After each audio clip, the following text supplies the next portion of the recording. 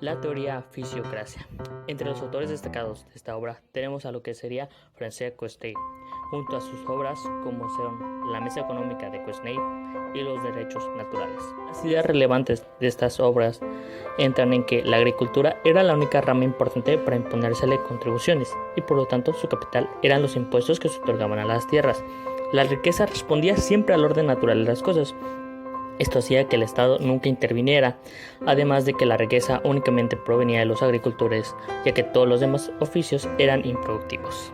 Aplicándolo a la actualidad, a una época más contemporánea, vemos cómo la agricultura se mantiene como un sector primario, un sector importante para generar capital en el país, ya que las necesidades alimenticias se mantienen hasta el día de hoy. Todas las personas necesitamos alimentarlos, por lo tanto el sector agrícola o de producción de alimentos se mantiene importante, tal vez no tan importante como diría la teoría fisiocracia, pero vemos que sigue manteniendo esa importancia que se da a los alimentos, generando un gran capital. Teorías de crecimiento económico. Modelo clásico. Esta teoría tiene como principales exponentes a Adam Smith, Jean-Baptiste Lamarck y David Ricardo. Su obra, La riqueza de las naciones, publicada en 1776, abordaba la teoría del crecimiento económico que planteaba el modelo clásico. Y este es que el crecimiento económico se da sobre la base de la actividad industrial y comercial, por encima de la actividad agrícola. Las dos primeras porque eran las más rentables. Esta teoría considera que la clave para elevar la producción está en la división del trabajo. Con la división del trabajo, Smith planteó que si se especializaba a los trabajadores e incluso un país se dedicaba a una actividad en específico, aumentaría el rendimiento y por consecuencia se multiplicaría la producción, trayendo consigo demasiadas riquezas. Un claro ejemplo de esta teoría en el mundo contemporáneo es una empresa de celulares que genera mayor producción de teléfonos, computadoras, etc.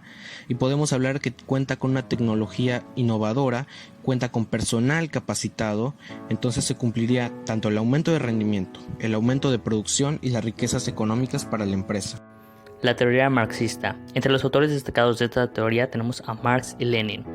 Esta se ve manifestado en las obras del Manifiesto del Partido Comunista de 1848, El Capital y El Salario, Precio y Ganancia de 1865. Las ideas más importantes de esta teoría radican en la producción y el intercambio de productos que constituyen la base de todo orden social.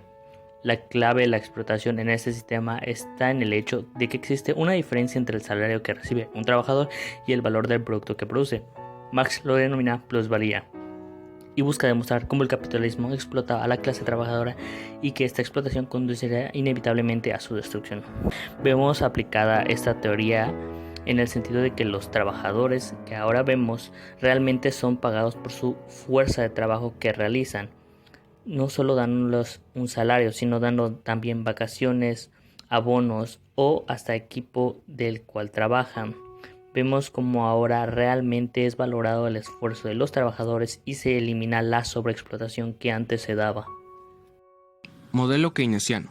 Esta teoría tiene como autor a John Maynard Keynes. Mediante su obra La teoría general del empleo, el interés y el dinero, publicada en 1936, sentó las bases de la teoría del crecimiento económico.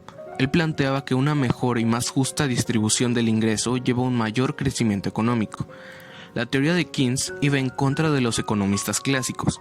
Keynes consideraba que la igualdad distributiva estimula la inversión y junto con ello venía el crecimiento económico. Esta teoría la podemos ver aplicada en nuestra vida actual con el hecho de que las grandes tecnologías nos ayudan a progresar como sociedad, además que nos dan una mayor facilidad para la producción de bienes y servicios, lo que mantiene un continuo crecimiento en la economía del país.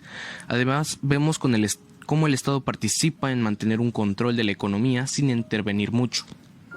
Capitalismo periférico. Esta teoría fue desarrollada por un conjunto de intelectuales vinculados a la CEPAL, Comisión Económica para América Latina y el Caribe, siendo su principal exponente el economista argentino Raúl Prebisch, quien publicó la teoría de la dependencia en 1900. Esta teoría niega los beneficios del comercio internacional propuestos por la escuela clásica y explica el subdesarrollo por medio de la subordinación o sometimiento que se produce hacia los países desarrollados. Es decir, las economías de los países desarrollados crecen y se fortalecen cada vez más, mientras las economías de los países subdesarrollados cada vez son más frágiles y débiles. Un claro ejemplo en nuestro país sería, desde el punto periférico, que sería México, que es un productor tanto del sector agrícola como el industrial, que exporta las materias primas a países como Estados Unidos y China, y lo que genera es que las empresas mexicanas ganen menos del valor original de esas materias primas y las empresas internacionales eleven su economía a raíz del valor agregado que le dan a los productos y generan miles de millones de pesos. Ciclos económicos. En este no hay un autor como tal, pero sus principales contribuyentes son Wesley Mitchell, Ludwig von Mises, Friedrich Hayek, Murray Rothbard y Nikolai Kromtiev.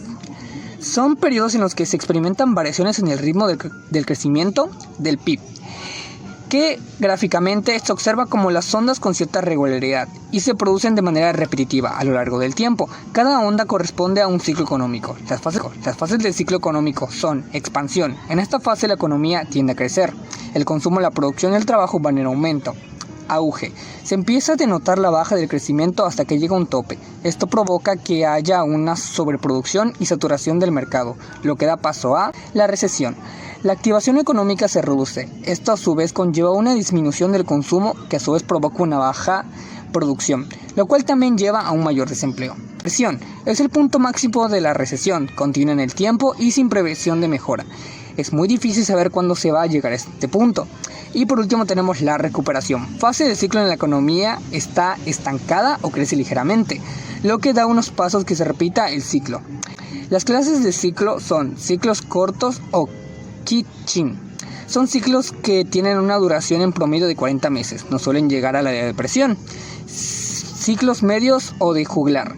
Tiene un promedio de 7 a 11 años. Se distingue por la presencia de auges y crisis cíclicas. Son crisis que no se resuelven por completo y llevan a otras crisis económicas. Largos o contractive. Su promedio es de 47 a 60 años. Los auges y recesiones suelen ser lentas, prolongadas e igualmente son difíciles de salir de la depresión.